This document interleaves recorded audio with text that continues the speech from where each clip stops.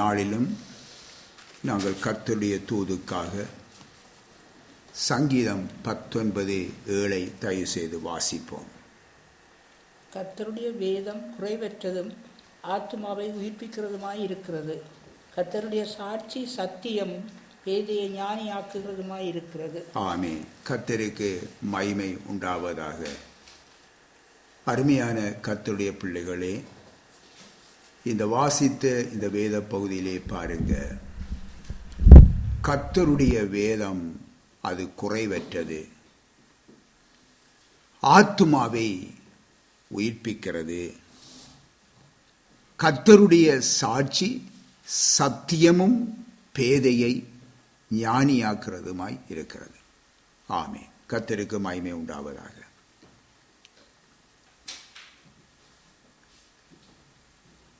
அருமையானவர்களே, ஒரு பாடல் ஒன்றை பாடுகிறேன். வெளிச்சம் இருக்கும் போது இருளுக்குள்ளே வாழாதே, மோட்சம் இருக்கும் போது நரகத்துக்கு செல்லாதே.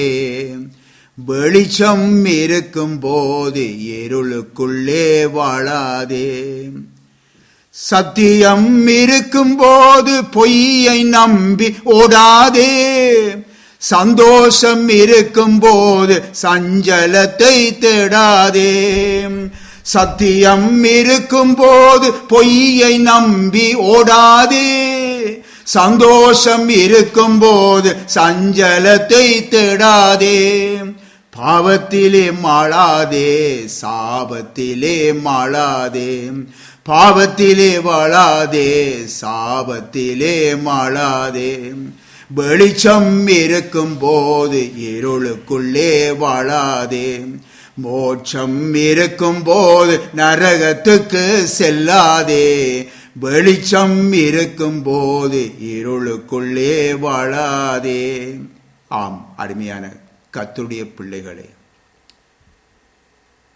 கர்த்தருடைய வேதம் குறைவற்றது, ஆத்துமாவை உயிர்ப்பிக்கிறது. கர்த்தருடைய சாட்சி சத்தியம் பேதையும் ஞானியமாக்கிறது. பிரியமான பிள்ளைகளே, நம்முடைய கர்த்தர் இயேசுவை காட்டி கொடுத்தது யார்? யூதாஸ். இதை யாருமே அறியாதவர்கள் இல்லை. இவன் இயேசு கிறிஸ்துவின் 12 அப்போஸ்தலர்களிலே ஒருவனாய் இருந்தார். இது ஒரு உன்னதமான ஒரு அழைப்பு. அருமையானவர்களே, தேவனாலே அழைக்கப்பட்டவர்கள், அப்போஸ்தலராக அபிஷேகம் பண்ணப்பட்டவர்கள். இந்த யூதாசும் ஒருவன். நம்முடைய ஆண்டவர் இயேசு தம்முடைய சீசர்களை அழைத்த போது பிரதிஷ்டை உடையவர்களாக இருக்க வேண்டுமென்று அவர்களுக்கு போதித்ததை நாங்கள் பார்க்கிறோம். பிரதிஷ்டை உடையவர்களாய் காணப்பட வேண்டும். அதாவது மாம்ச சம்பந்தமானது, அடுத்தது உலக பொருள், அடுத்தது சுயம். இது 3ஆக பிரிக்கின்றோம். இந்த 3லும் ஒருவன் இந்த 3 காரியங்களையும் முற்றிலும் அவன் பிரதிஷ்டை செய்யாவிட்டால் அவன் தமக்கு சீசனாய் இருக்க மாட்டான் என்று அவர் திட்டமாக கூறிவிட்டார். தேவ ஊழியரே, தேவனுடைய பிள்ளைகளே, நீங்கள் யாராக இருந்தாலும் நீ அவருக்கு சீசனாய் இராவிட்டால், அப்படி என்றால் நீ யாருக்கு சீசன்? உன் ஊழியங்கள் யாருக்கு? உன்னுடைய வாழ்க்கை யாருக்கு? இதை ஆழமாய் சிந்தித்து பார்க்க வேண்டும். இந்த பிரதிஷ்டையை தெளிவாக ஆண்டவர் அவர்களுக்கு சுட்டி காட்டினார். வாசிப்போமா? லூக்கா சுவிசேஷம் 11ஆம் அதிகாரம் 26வது வசனம். யாதொருவன் என்னிடத்திலே வந்து தன் தகப்பனையும் தாயையும் மனைவியையும்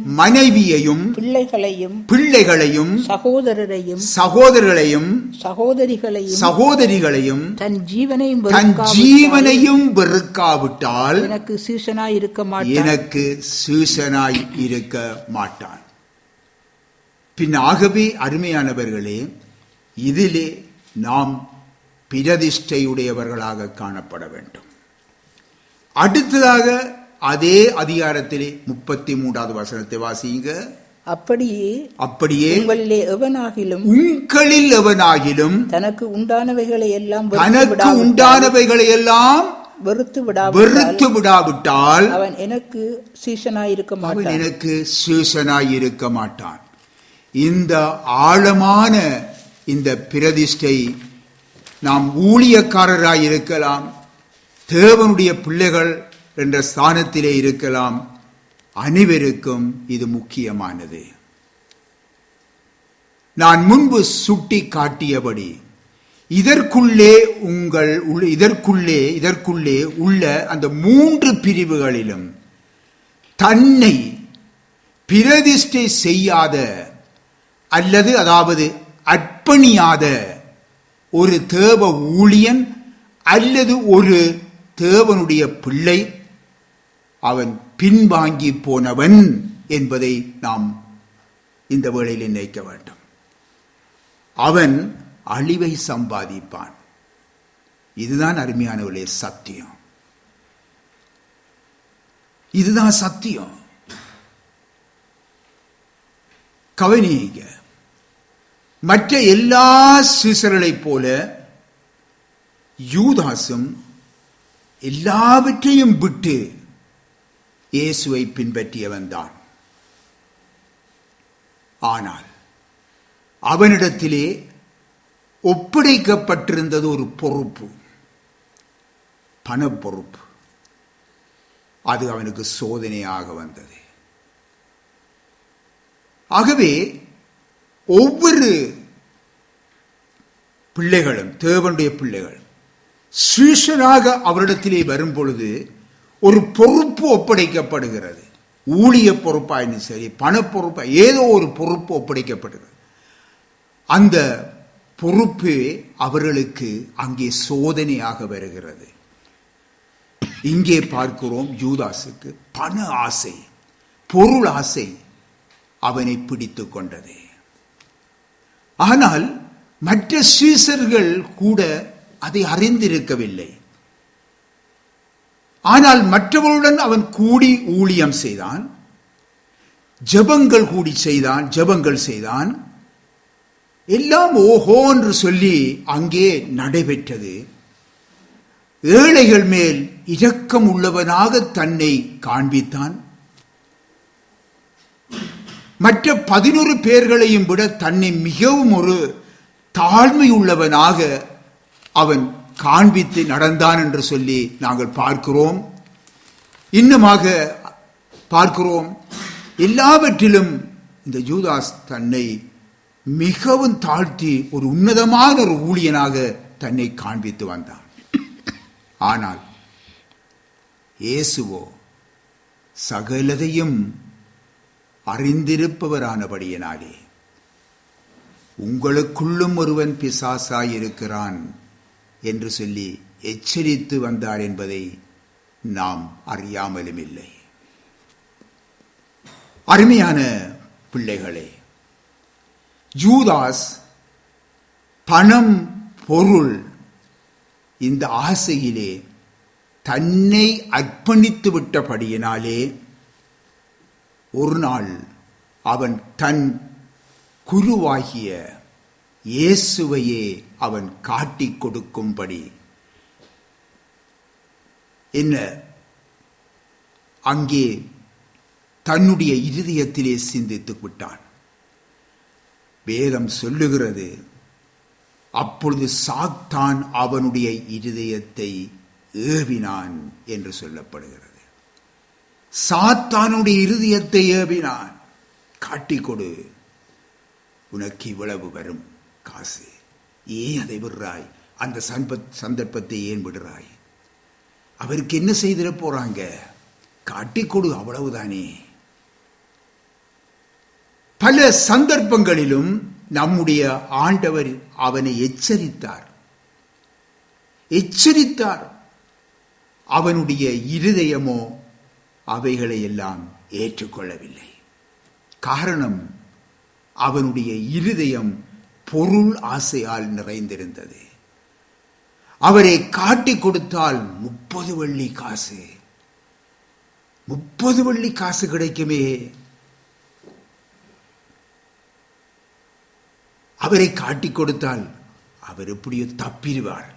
ஏனென்றால் அவன் பார்த்திருக்கிறான், சில சந்தர்ப்பங்களிலே ஆண்டவர் இயேசு மறைந்து விட்டு போய்விடுகிறார். அப்படி சத்துருக்களை காட்டிக் கொடுத்து விடுவோம், அவர் மறைந்து போயிடுவார், எனக்கு காசாச்சுது, அவரும் தப்பிடுவார் என்று அவன் நினைத்திருக்கக்கூடும். இந்த எண்ணம் அவனுக்குள்ளே வந்த பொழுது, நீங்கள் லூக்கா சுவிசேஷம் 22ஆம் அதிகாரம் 3ஆம் வசனத்திலே பாருங்கள், அங்கே அந்த வாஞ்சையை கண்ட சாத்தான் உடனே அவனுக்குள்ளே புகுந்தான் என்று சொல்லி பார்க்கிறோம். பிரியமானவர்களே, நீங்கள் ஒரு தேவ ஊழியராயிருக்கலாம், ரட்சிக்கப்பட்ட ஆவிக்குரிய ஒரு விசுவாசியாயிருக்கலாம், சபையிலே ஏதோ ஒரு பொறுப்பை, பல பொறுப்புகளையோ ஒரு பொறுப்பையோ நீங்கள் செய்பவர்களாக நீங்கள் இருக்கலாம். அருமையானவர்களே,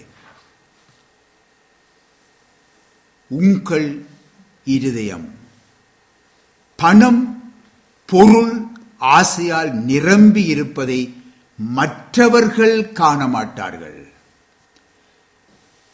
உங்களுடைய வாய் எப்பொழுதும் எதை சொல்லும்?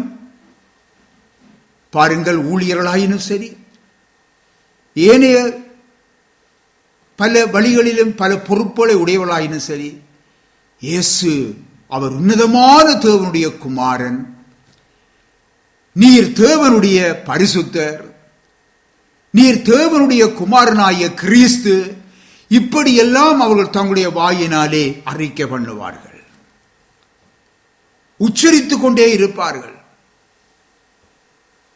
இதை பார்ப்போர், நீங்கள் உண்மையாகவே தேவ மனுஷன் என்று சொல்லி மற்றவர்கள் உங்களை காண்பார்கள்.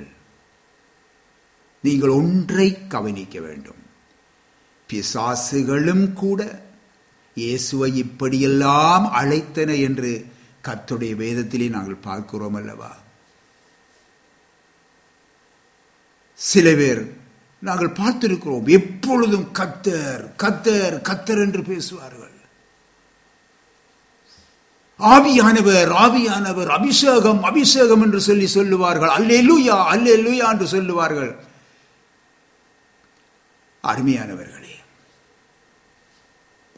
மற்றவர்கள் உங்களுடைய இருதயத்தை காண மாட்டார்கள்.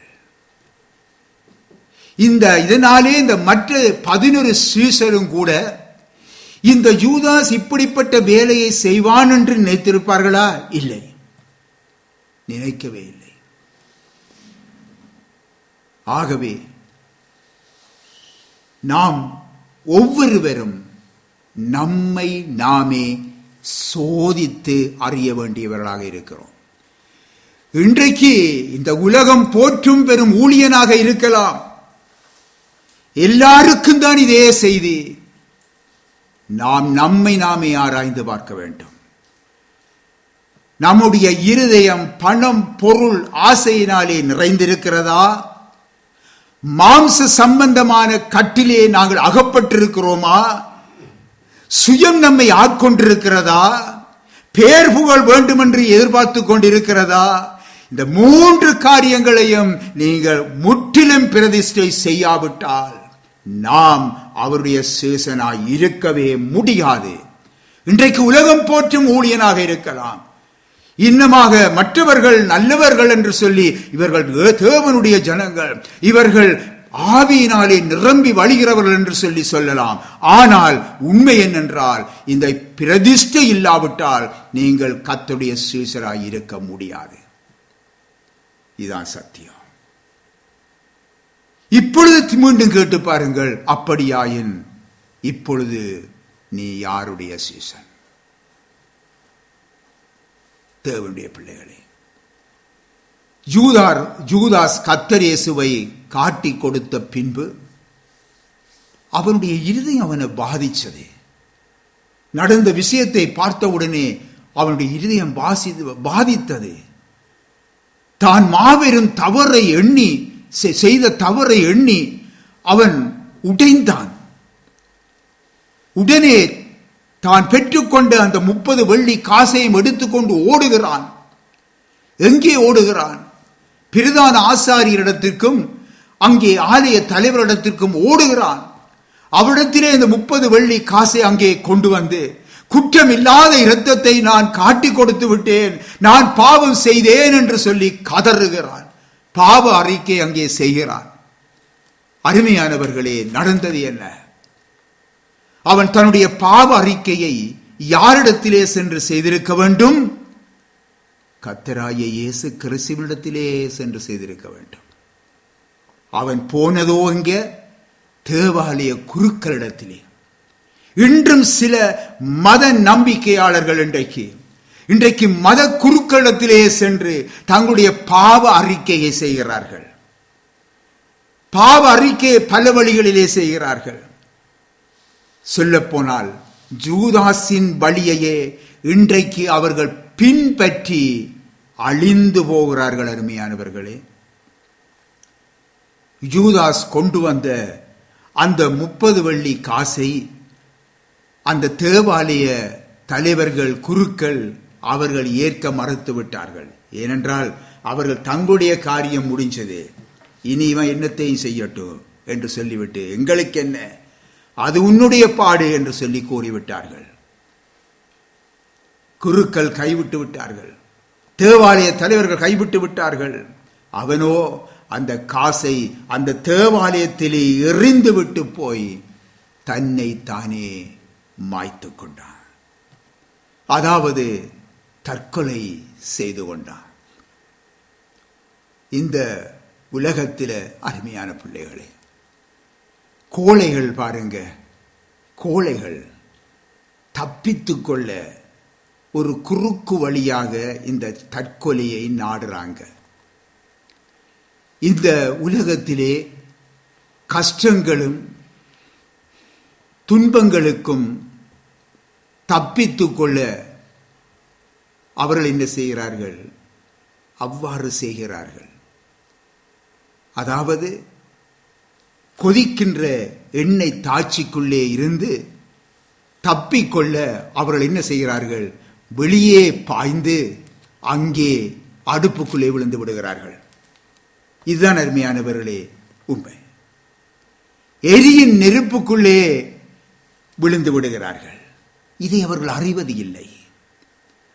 அதாவது அக்கினியும் கந்தகமும் எரிகிற அக்கினி கடலாகிய அந்த நரகமாகிய தேவனற்ற அந்த பயங்கரமான ஒரு இடத்திற்கு, நித்தியமாக வேதனையை அனுபவிக்கிற அந்த இடத்திற்கு அங்கு செல்லுகிறோம் என்பதை அவர்கள் அறியாமல் இருக்கிறார்கள். இவ்வாறு அநேகர் சத்தியத்தையும் மெய்யான தேவனையும் இன்றைக்கு அறியாமலும் அறிய விரும்பாமலும் பாவ மன்னிப்பு இல்லாமல் இந்த உலகத்தை விட்டு அவர்கள் என்ன செய்கிறார்கள்? கடந்து சென்று அழிந்து போகிறார்கள். அருமையானவர்களே, எவ்வளவு பயங்கரமானது! சிந்தித்து பார்ப்போமா? இயேசு இருக்கும் போது சாத்தானை பின்பற்றாதே, மோசம் போக்கிடுவான் அவனை என்றும் நம்பாதே. இயேசு இருக்கும் போது சாத்தானை பின்பற்றாதே, மோசம் போக்கிடுவான் அவனை என்றும் நம்பாதே. அன்பை விட்டு போகாதே, அழிவை தேடிக் கொள்ளாதே. அன்பை விட்டு போகாதே, அழிவை தேடிக் கொள்ளாதே. வெளிச்சம் இருக்கும் போது இருளுக்குள்ளே வாழாதே. மோட்சம் இருக்கும் போது நரகத்துக்கு செல்லாதே. வெளிச்சம் இருக்கும் போது இருளுக்குள்ளே வாழாதே. ஆம் அருமையானவர்களே, கொஞ்சம் சிந்திப்போமா? இந்த யூதாசினுடைய விடயம் வேறு. இயேசுவை ஏற்றுக்கொள்ளாதவர்கள், சத்தியத்தை வேண்டாம் என்று நிராகரிக்கிறவர்கள், அவர்களுடைய காரியம் வேறு. இந்த யூதாசினுடைய காரியம் வேறு. இந்த யூதாசை பாருங்கள், கர்த்தர் இயேசு இந்த உலகத்திலே இருந்த நாட்களிலே அவரால் அவன் அழைக்கப்பட்டு இன்னுமாக அவருடைய சீசனாய் வாழ்ந்தவன். உண்மையற்ற ஊழியக்காரர் போகும் இடம் எப்படிப்பட்டது என்பதை அறிந்தவன். ஆண்டவர் இயேசுவின் போதனையை நன்றாக கேட்டவன்.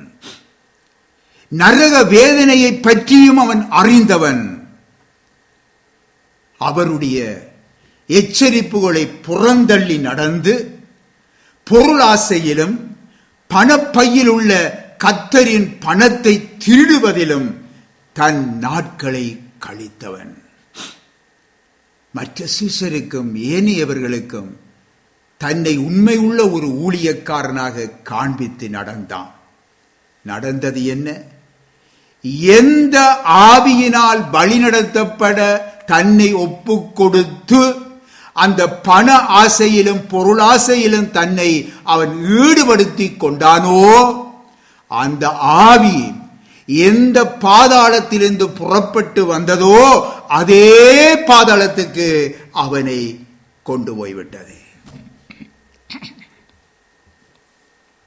அருமையானவர்களே, கொஞ்சம் சிந்தியுங்க. முக்கியமான ஒரு சத்தியம் இது.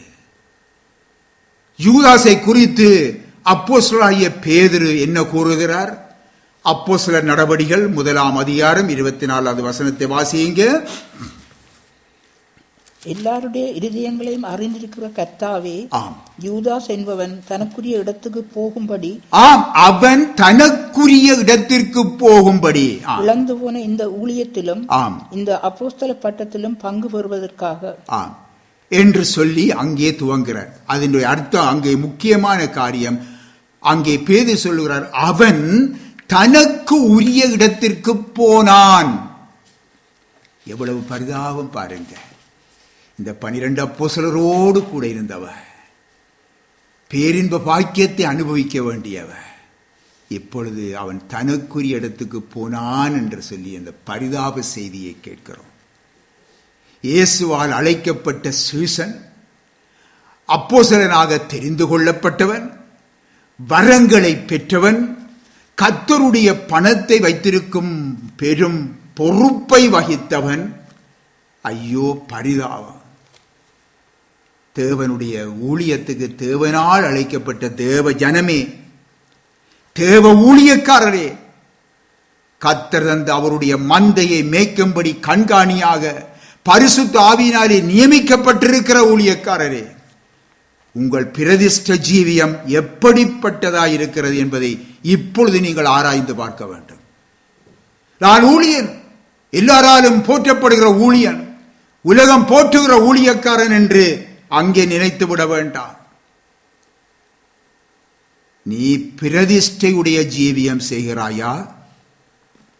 இதை ஆராய்ந்து பார். உங்கள் பிரதிஷ்டை ஜீவியம் எப்படி இருக்கிறது? தேவனுடைய ஊழியத்துக்கு நீங்கள் அழைக்கப்பட்டதுண்டானால் தங்களுக்கு உண்டான எல்லாவற்றையும் விட்டு விசுவாசத்தோடு கர்த்தர் இயேசுவை பின்பற்றும் போது பலவிதமான கஷ்டங்கள் ஊடாக கடந்து செல்லத்தான் வேண்டும். அது மறுப்பதற்கு இல்லை. நன்றாக புரிந்து கொள்ளுங்க. ஏனென்றால் ஆண்டவர் சொல்லுகிறார், உன் சிலுவையை எடுத்துக்கொண்டு என் பின்னாலே வா. ஆகவே சிலுவை நமக்கு கொடுக்கப்பட்டிருக்கிறது. அந்த சிலுவையை சுமந்து கொண்டுதான் நான் போக வேண்டும். ஆகவே அது உண்மைதான். நம்முடைய ஜீவனத்துக்காகவும் குறைச்சல் உள்ளவர்களுக்கு நாம் கொடுத்து உதவும் படிக்கும் நம்முடைய சொந்த கரங்களினாலே நாம் வேலை செய்து சாப்பிட வேண்டி தாம் வரும். இன்றைய நாளில் இந்த ஊழியங்களை சம்பளத்துக்கு செய்கிறாங்க. நன்றாக தெரியுதா? புரிந்து கொள்ளுங்க. ஆபத்து, ஆபத்து. அது அந்த ஊழியத்தை அது ஒரு தொழிலாக கொள்ளுகிறார்கள். அவர்களுக்கு சம்பளம். அந்த ஊழியம் இல்லை என்றால் அவர்களுக்கு இந்த நாட்டில் என்ன செய்வார்கள்? வேலை இழந்த பணம் கொடுப்பார்கள். ஆபத்து, ஆபத்து. ஒன்றை சொல்லுகிற, இவ்விதமான ஒரு சபையில் நீங்க இருக்கிறீங்களா? இதை கேட்டுக்கொண்டிருக்கிற தேவனுடைய பிள்ளையே, அந்த சபையை விட்டு நீ விலக வேண்டும். இல்லை என்றால் நீயும் அந்த யூதாசுடைய ஆவியை கொண்டவன் தான். நீ வேதம் சொல்லுகிறது என்ன தெரியுமா? உன்னுடைய ஜீவனத்துக்காகவும் குறைச்சல் உள்ளவர்களுக்கு நீ கொடுக்கும்படியாகவும் உன்னுடைய சொந்த கைகளினாலே வேலை செய்து சாப்பிடு என்று சொல்லப்படுகின்றது. இன்னும் சிலருடைய குறைச்சலை, தங்களுடைய குறைச்சல்களை பாருங்க, அல்லது தேவைகளை மற்றவர்களுக்கு அறிய செய்ய பிரசங்க பீடத்தை பாவிப்பார்கள். மற்றும் வேறு முறைகளை அவர்கள் கையாளுவார்கள். அதனால் அவர்கள் சோதிக்கப்படுகிறார்கள். ஓ, இன்றைக்கு நான் ஜனங்களுக்கு முன்பாக இந்த குறைவுகளை சுட்டி காட்ட வேண்டும், என்னுடைய பிரச்சனைகளை சுட்டி காட்ட வேண்டும். சோதிக்கப்படுவீர்கள். இந்த சோதனையிலே விழுந்து விட வேண்டாம். இதுதான் உங்களுக்கு சொல்லுகிறோம். கர்த்தருடைய ஆவியானவர் சொல்லுகிறார், இந்த சோதனை வரும். அருமையான தேவனுடைய பிள்ளைகளே, அருமையான தேவ ஊழியக்காரரே, இந்த சோதனைகள் வரும். விழுந்து விடாதீங்க. இன்னும் சிலர் இந்த ஊழியத்தை ஆதாய தொழிலாக அங்கே கொள்ள நிர்பந்திக்கப்படுகிறார்கள். அருமையானவர்களே, நாமும் ஒரு காலத்தில் நிர்பந்திக்கப்பட்டோம். இங்கே இருந்த விசுவாசிகள் சொன்னாங்க, பாஸ்டர் நீங்க ஏன் வேலைக்கு போய் கொண்டிருக்கிறீங்க? வேலையோட செய்து கொண்டு செய்கிற இவ்வளவு கஷ்டம் பாஸ்டர். நீங்க வேலையை விட்டுட்டு நீங்க பதிஞ்சு செய்யுங்களேன். செய்தா உங்களுக்கு சபைக்கு வர்ற வருமானத்திலே நீங்க சம்பளம் எடுத்துக் கொள்ளலாமே என்று சொல்லி உண்மையில சொன்னாங்க. நான் இந்த இடத்திலிருந்து கர்த்தருடைய இந்த பிரசங்க படத்தில் என்று உங்களுக்கு பொய் சொல்லவில்லை, மாய்மாலம் செய்யவில்லை, உண்மையை சொன்னார்கள். அவர்கள் ஏதோ தங்களுடைய அந்த சத்தியத்தை அறியாமல் அவர்கள் சொன்னார்கள். அவர் பிறகு காலப்போக்கிலே ஒரு சத்தியத்தை அறிந்து கொண்டார்கள். அவர்கள் சத்தியம் பிரசங்கிக்கப்பட்டது. அவர்கள் அதன் பிற்பாடு அதை ஏற்றுக்கொண்டார்கள். பின்னாகவே ஆனாலும் சொல்லுகிறேன், அப்படி நிர்பந்திக்கப்பட்டாலும், அந்த நிர்பந்தமான சூழ்நிலை வந்தாலும், தேவ ஊழியனே, தேவனுடைய பிள்ளையே, அந்த வலைக்குள்ளே விழுந்து விடாதீங்க. சபை மக்கள் கர்த்தருடையவர்கள். சபை மக்கள் கர்த்தருக்கென்று கொடுக்கிறார்கள். யாருக்கு கொடுக்கிறார்கள்? கர்த்தருக்கென்று, நமக்கல்ல, ஊழியனுக்கென்று, கர்த்தருக்கென்று கொடுக்கிறார்கள். தசம பாகங்கள், காணிக்கைகள் அள்ளி கொடுக்கிறார்கள். அதாவது சொல்ல போனால் உங்கள் சபையின் பணப்பையிலே அவையெல்லாம் விழுகிறது. அந்த பணப்பையை சுமக்கின்றவர்களாக நீங்கள் காணப்படுகிறீர்கள். ஆகவே அந்த பணப்பையிலே கையை போட்டு திருட தூண்டப்படலாம். வேண்டாம், வேண்டாம். கர்த்தர் தமது சபையையும் அங்கே பணப்பையையும் நீ உண்மை உள்ளவன் என்று எண்ணி அவர் என்ன செய்கிறார்? பொறுப்பை தந்துவிட்டு அவர் சென்று விட்டார். நெடுதூரம் சென்று விட்டார். ஆனால் ஒரு நாள் மீண்டும் வருவார், கணக்கு கேட்பார். இதை மறந்து விடுகிறார்கள். இந்த பகுதியை அவர்கள் மறந்து விடுகிறார்கள். ஆனால் சொல்லுவார்கள், நாங்கள் உக்கிரானக்காரர் என்று பீடத்தில் என்று பிரசங்க படத்தில் என்று ஜனங்களுக்கு முன்பாக சொல்லுவார்கள். சொல்ல தெரியுது, ஆனால் அது மாயம், நடிப்பு. தாங்கள் இவைகளுக்கு ஒரு உக்கிரானக்காரன் என்பதை சிலர் இன்றைக்கு மறந்து நடக்கிறார்கள். அருமையானவர்களை புரிந்து கொள்ளுங்க. அந்த பணத்தையும் பொருளையும் கொண்டு என்ன செய்கிறார்கள்? ஐசுவரியவான்களாக விரும்பி சுகபோக பிரியராக மாறிவிடுகிறார்கள். நான் உங்களுக்கு பல தடவைகள் சொல்லுவேன், சொல்லி இருக்கிறேன். நாம் பிறக்கும் போது வெறும் கையோடு பிறந்தோம். கர்த்தர் இயேசு நம்மை அழைக்கும் பொழுது எல்லாவற்றையும் விட்டு அவரை பின்பற்றினோம். நாங்கள் இந்த உலகத்தை விட்டு செல்லும் பொழுது வெறும் கையனாய் போகின்றோம். இதுதான் அருமையான சத்தியம். ஆனால் நாம் எப்படி இருக்கிறோம்? முந்தி கஷ்டப்பட்டோம். கர்த்தருடைய ஊழியத்தை கர்த்தர் அழைத்தார். இப்பொழுது நாங்கள் மாளிகையிலே வாசம் பண்ணுகிறவர்களாய் இருக்கிறோம். மாடி வீட்டிலே காலுக்கு மேல் கால் போட்டுக்கொண்டு இருந்து கீழே விசுவாசிகளை பார்த்து நாங்கள் சிரித்துக் கொண்டிருக்கிறோம். இந்த ஆசை, அருமையானவர்களே, இந்த ஆசைதான், இந்த பணம் பொருள் ஆசைதான் இன்றைக்கு மற்ற சபைகளிலே இருக்கிற மந்தைகளையும் இச்சித்து தங்கள் பக்கம் இழுக்க வைக்கின்றது. புரிந்து கொள்ளுங்க. இந்த பண ஆசை எல்லா தீங்குக்கும் வேறாயிருக்கிறது. சத்தியத்தை புரிந்து கொள்ளுங்க. அருமையானவர்களே, சிலர் சொல்லுவார்கள் என்ன தெரியுமா? நானா கூப்பிட்டேன், அவங்கள வந்திருந்தாங்க, நானா கூப்பிட்டேன். இப்படி கேட்கிற ஒரு தேவ ஊழியரே, இதை நான் பகிரங்கமாக இதற்கு பதில் சொல்ல விரும்பவில்லை. என்னிடத்திலே நேரடியாக கேட்டால் நான் அதற்கு பதில் சொல்லுவேன். அருமையானவர்களே, 10 கட்டளைகளிலே 10வது கட்டளை என்ன? பிறனுடைய வீட்டை, அவன் மனைவியை, அவனுக்குள்ள யாதொன்றையும் நீ இச்சிக்க கூடாது. இச்சிக்க கூடாது. இன்றைக்கு ஆவிக்குரிய சபைகளிலே இந்த இச்சிப்புகள் தாராளமாக நடைபெறுகிறது, மறுக்க முடியாது. ஆகவே ஊழியக்காரர் எனப்படுகிறவர்கள் பண ஆசையிலே, பொருள் ஆசையிலே தகாத காரியங்களை செய்வது மட்டுமல்ல, தங்கள் சபை விசுவாசிகளையும் தங்கள் ஏஜென்ட்டுகளாக வைத்திருக்கிறாங்க. இது எவ்வளவு ஒரு பரிதாப நிலை பாருங்க, எவ்வளவு பரிதாப நிலை. 1 தீமோத்தேயு 6ஆம் அதிகாரத்திலே 10வது 11வது வசனத்தை தயவு செய்து வாசிங்க. பண ஆசை எல்லா தீமைக்கும் வேறாயிருக்கிறது. பண ஆசை எல்லா தீமைக்கும் வேறாயிருக்கிறது. சிலர் அதை இச்சித்து விசுவாசத்தை விட்டு வழுவி அநேக வேதனைகளாலே தங்களை உருவ குத்தி கொண்டிருக்கிறார்கள். நீயோ தேவனுடைய மனுஷனே, இவைகளை விட்டு ஓடி, நீ இவைகளை விட்டு ஓடு. நீதியையும் தேவ பக்தியையும் விசுவாசத்தையும் அன்பையும் பொறுமையையும் சாந்த குணத்தையும் அடையும்படி நாடு. கர்த்தருக்கு மகிமை உண்டாவதாக. நீயோ தேவனுடைய மனுஷனே, இவைகளை விட்டு ஓடு என்று சொல்லி இங்கே வேதம் சொல்லுகின்றது. இனி சொல்லுவீர்களா?